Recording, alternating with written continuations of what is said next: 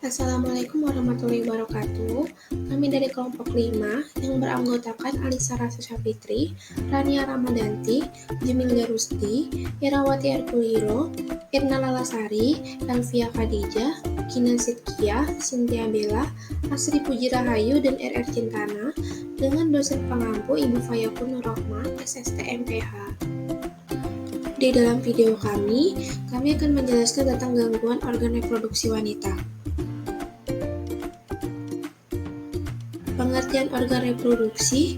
Organ reproduksi merupakan bagian tubuh seseorang yang digunakan untuk menjalankan reproduksi. Organ reproduksi adalah organ seksualitas baik pada laki-laki dan perempuan di bagian dalam maupun bagian luar tubuh manusia. Organ reproduksi pada perempuan terdiri dari ovarium, tubuh falopi, uterus, vagina atau kemaluan, selaput darah, bibir kemaluan, klitoris, dan saluran kemih. Pengertian gangguan reproduksi.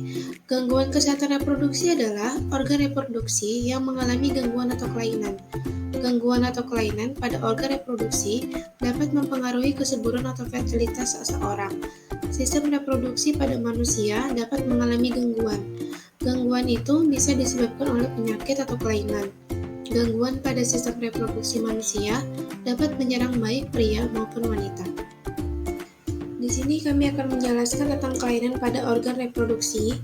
Kelainan organ reproduksi, gangguan menstruasi dan siklusnya dalam masa reproduksi dapat digolongkan yang pertama, yaitu kelainan siklus menstruasi. Yaitu ada amenore. Amenore yaitu keadaan di mana menstruasi berhenti atau tidak terjadi pada masa subur atau pada saat yang seharusnya menstruasi terjadi secara teratur. Lalu yang kedua ada oligomenore. Oligomenore yaitu siklus menstruasi dengan durasi menstruasi lebih dari 35 hari. Volume perdarahan umumnya lebih sedikit dari volume perdarahan menstruasi biasanya. Gangguan jenis ini berakibat ketidaksuburan dalam jangka panjang karena sel telur jarang diproduksi sehingga tidak terjadi pembuahan.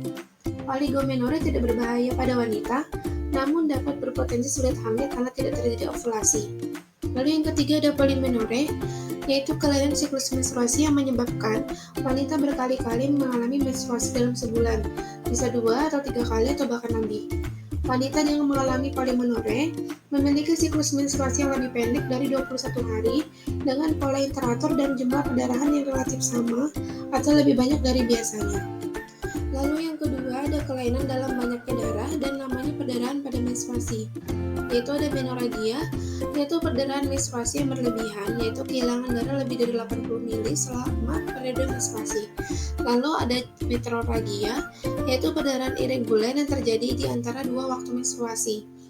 Lalu ada hipermenore, yaitu perdarahan haid yang lebih banyak dari normal atau lebih lama dari normal atau lebih dari 8 hari.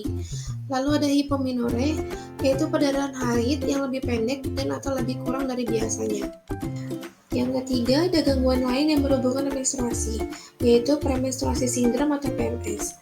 Premenstruasi sindrom atau PMS atau gejala premenstruasi dapat menyertai sebelum dan saat menstruasi, seperti perasaan malas bergerak, badan menjadi lemas, serta mudah dan lelah, nafsu makan meningkat dan suka makan makanan yang rasanya asam, emosinya menjadi labil. Biasanya wanita mudah marah, sensitif, dan perasaan negatif lainnya. Saat PMS, gejala yang sering timbul adalah mengalami kram perut, nyeri kepala, pingsan, berat badan bertambah karena tubuh menyimpan air dalam jumlah yang banyak serta pinggang terasa pegal. Lalu ada dysmenore. Pada saat menstruasi, wanita kadang mengalami nyeri. Sifat dan tingkat rasa nyeri bervariasi, mulai dari ringan hingga yang berat. Kondisi tersebut dinamakan dysmenore, yaitu keadaan nyeri yang hebat dan dapat mengganggu aktivitas sehari-hari. Dysmenore merupakan suatu fenomena simptomatik meliputi nyeri abdomen, kram, dan sakit punggung. Gejala gastrointestinal seperti mual dan diare dapat terjadi sebagai gejala menstruasi. Lalu ada kelainan organ reproduksi lainnya yaitu gangguan hormon. Peranan hormon sangat penting bagi kehidupan reproduksi wanita. Tetapi jika mengalami gangguan pada hormon tersebut, maka dapat menyebabkan gangguan pada fungsi tubuh lainnya, seperti gangguan perkembangan sel telur dan gangguan ovulasi.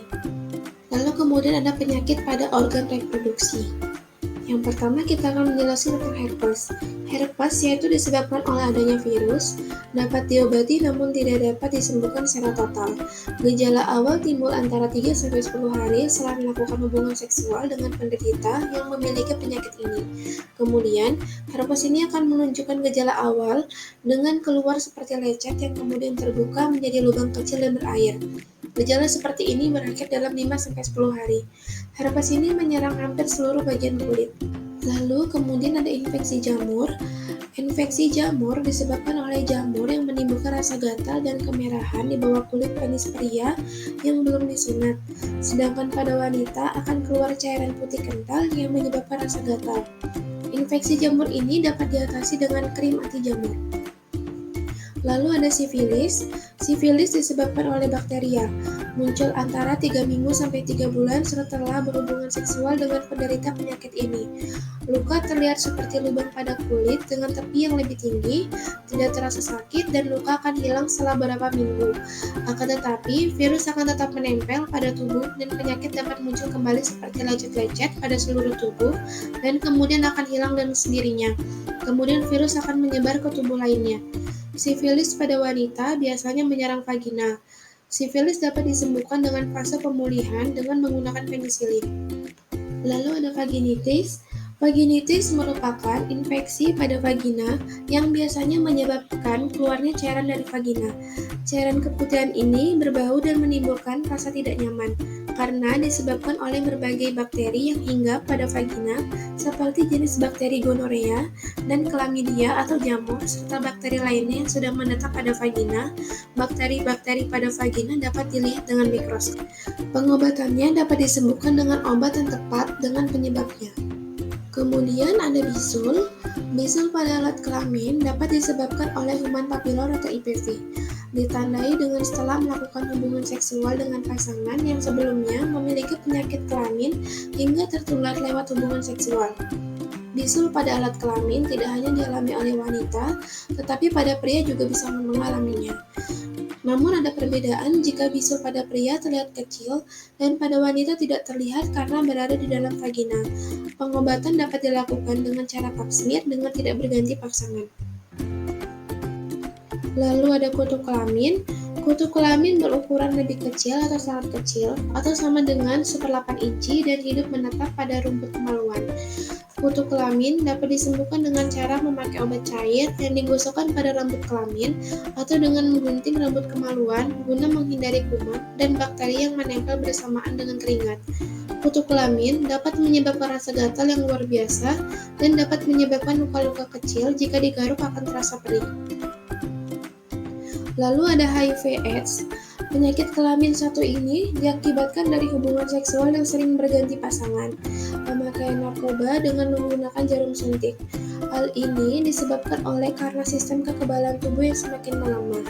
Gejala untuk menentukan bakteri atau virus AIDS ini hanya dapat dilihat dengan melakukan pemeriksaan melalui tes darah. Virus AIDS ini banyak merenggut nyawa.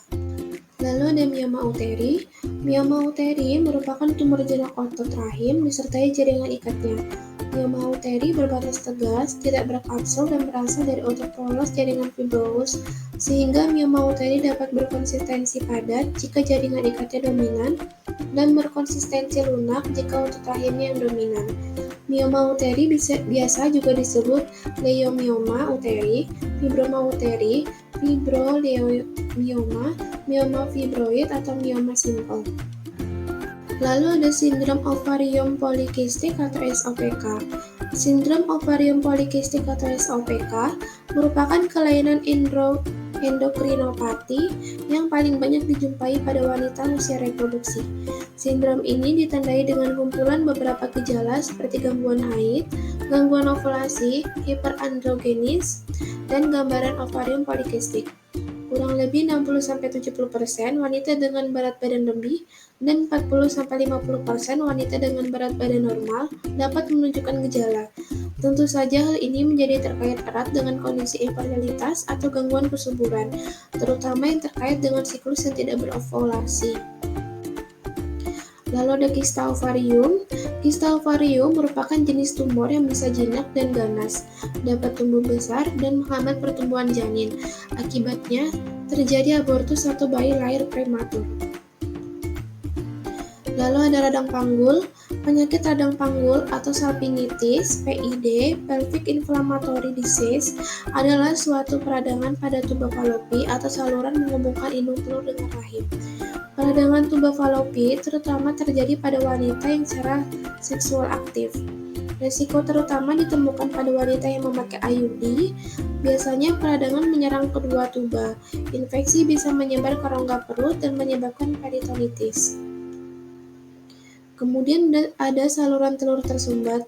Saluran telur yang tersumbat menyebabkan sperma tidak bisa bertemu dengan sel telur sehingga pembuahan tidak terjadi alias tidak terjadi kehamilan. Pemeriksaan yang dilakukan untuk mengetahui saluran telur yang tersumbat adalah dengan HSG atau hysterosalpingography, yaitu semacam pemeriksaan ronsen atau sinar X untuk melihat rahim dan saluran telur. Lalu ada kanker payudara. Merupakan jenis kanker kedua terbanyak yang menyerang wanita Indonesia, utamanya menyerang wanita yang telah berumur 40 tahun ke atas.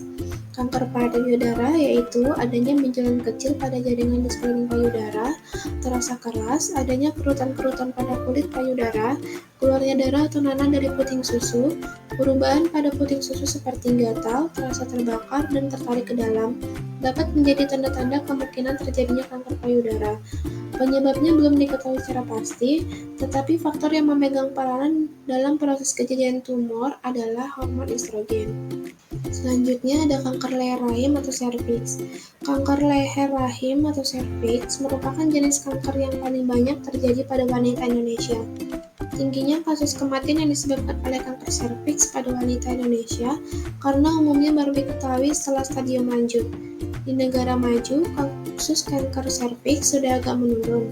Hal ini karena adanya program pap smear yang dilakukan secara teratur sebagai upaya untuk pencegahan sekunder dan deteksi dini kanker serviks.